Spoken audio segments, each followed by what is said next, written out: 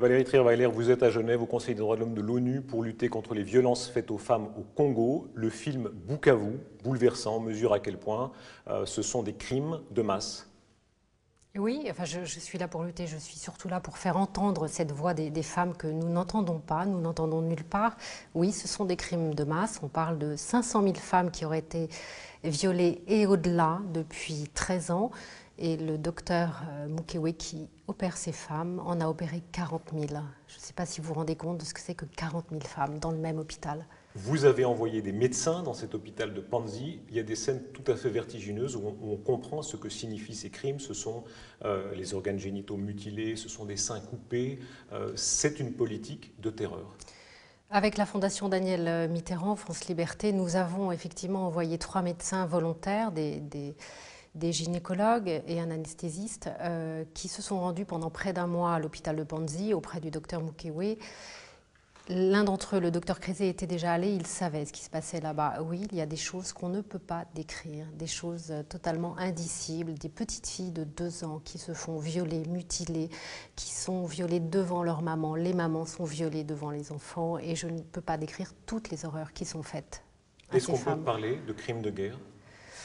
Je crois, je ne sais pas si c'est à moi de le dire, mais beaucoup le disent. Quand on parle de 500 000 femmes violées, que le viol est utilisé comme arme de guerre, je crois qu'aujourd'hui on peut le dire, mais ce sont aussi des millions de morts.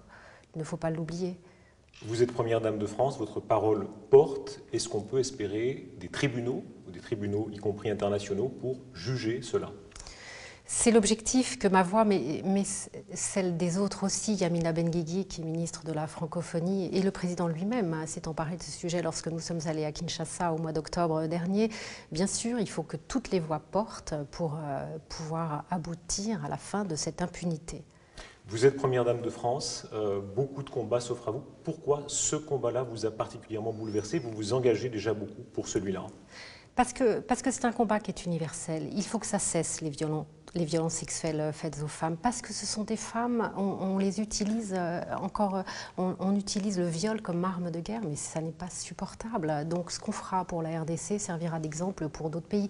Mais en RDC, ça va bien au-delà du viol. Vous le dites, on mutile, on détruit la vie des femmes.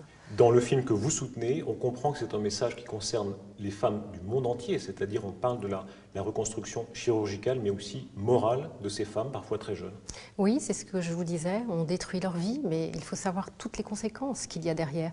Ce sont aussi la vie des enfants qui naissent de ces viols, puisque ces enfants sont rejetés. Les femmes sont rejetées, les enfants sont rejetés. Et vous savez, j'ai rencontré en France un certain nombre de femmes congolaises qui avaient fui leur pays, qui étaient venues de la RDC enceintes et qui mettent au monde, en France, des enfants qu'elles veulent à peine voir, tellement tout ça est difficile. Vous portez le symbole de la Fondation France Liberté, c'était celui de Daniel Mitterrand, qui avait lutté notamment pour les Kurdes.